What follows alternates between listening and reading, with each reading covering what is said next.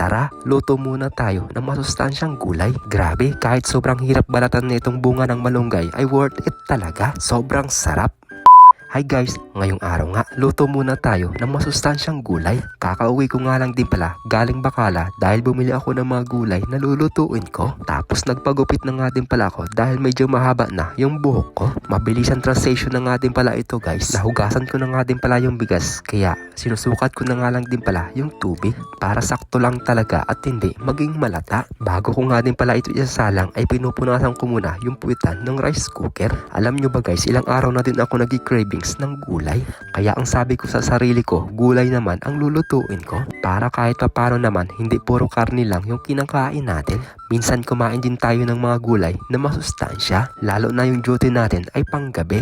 Kaya kailangan talaga natin ng masusustansyang pagkain para iwas sakit na din. Mahirap din kaya magkasakit lalo na wala tayong pera. Bale itong lulutuin ko nga pala guys ay parang pakbet. Pero binagoong isda yung gagamitin natin at hindi alamang. Bali kanina nga din pala guys sa Bacala, nakita ko nga din pala itong bunga ng malunggay. Sabi ko nga ay meron din pala dito. Bihira lang kasi ako makakita nito. Kaya kahit medyo mahal ang kilo ay talagang bumili tayo. Hindi nga din pala masyadong marami at 5 stick lang. Ay 4 lang pala. Bago ko nga din pala matapos balatan yung bunga ng malunggay ay halos mapudpod na rin yung kuko ko. Sa sobrang sakit, ang hirap din palang balatan neto at kailangan ng mahabang pasensya. Kasi kung maikli lang yung pasensya mo, huwag ka nang bumili. Bali meron nga pala tayo dito 5 klaseng gulay: kalabasa, okra, ampalaya at saka bunga ng malunggay. At saka meron din tayong talong. O diba, puro masustansya. Nagayat ko na nga din pala yung mga ibang gulay. Tapos ginayat ko nga lang din pala itong bunga ng malunggay na parang sitaw. Grabe guys, masarap din yung bunga ng malunggay sa ginisang sardinas. Ewan ko lang kung natikman nyo na ba ang ganong klaseng luto.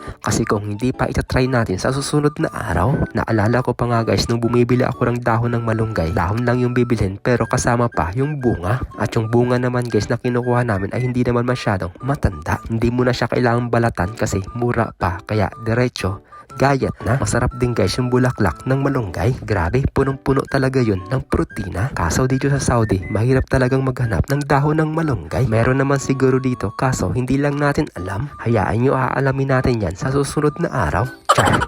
At yun na nga guys, nakapag-isa na nga rin pala tayo ng mga pang-paaroma. Eto nga din pala guys yung papasarap sa luto natin. Bali gigisa-gisahin nga lang din pala natin guys itong ginamos. Para naman hindi siya masyadong malansa yung amoy niya. Pero grabe guys, sobrang sarap din talaga yung ginamos na dala ko galing Pilipinas. Hanggang ngayon nga meron pa tayo at hindi pa nauubos. Ang sarap kasi ihalo sa gulay lalo na kapag ganito ang luto. Sinabay ko na nga din pala lahat itong mga gulay. Gisa-gisahin lang natin ng bahagya. Tapos maglalagay na din tayo dito ng tubig. Sakto lang yung nilagay ko dito para may lasa talaga. Tapos papakuluin lang natin ito ng mga ilang minuto. Dahil ayaw ko nga din pala masyadong luto yung okra, kaya inihuli ko. Mabilis lang din naman kasi yung maluto. Masarap kasi sa okra kapag medyo half cook lang. Dahil magkaiba naman tayo ng diskarte pagdating sa pagluluto. Kaya nakadepende pa rin yan sa inyo. Tapos naglagay na nga din pala ako dito ng mga pampalasa dahil okay na yung gulay natin. Maya-maya nga lang din ito ay luto na. Mabilis lang din talaga maluto kapag gulay. Pagkalipas nga din pala ng mga ilang minuto, luto na nga din pala itong gulay natin. Syempre, titikman ko na nga din pala ito kung tama lang ba yung mga pangpalasa. Hindi ko pa nga tinitikman guys. Grabe, sobrang bango. Simple lang itong niluto natin guys, pero sobrang sarap. Kung hindi nga din pala kayo kumakain ng gulay, ay scroll nyo na lang. Kapag dumaan nga din pala sa inyo ang video na to, panoorin nyo mula sa umpisa hanggang sa dulo. At syempre kung taga saan kayo, para alam ko kung saan nakakarating itong video natin. Tapos mag-comment na din kayo kung nagustuhan nyo itong cooking vlog natin. Thank you Lord sa blessings. Tara, kain muna tayo guys. Sarap. Sabaw. First bite.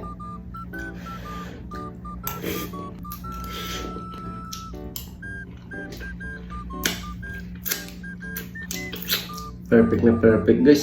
So ayun guys, hanggang dito na nga lang din pala ang mini vlog natin. Sana nag-enjoy kayo at natakam sa mga simpleng luto ko. So ayun lang, thank you for watching. God bless po sa inyong lahat. Bye bye!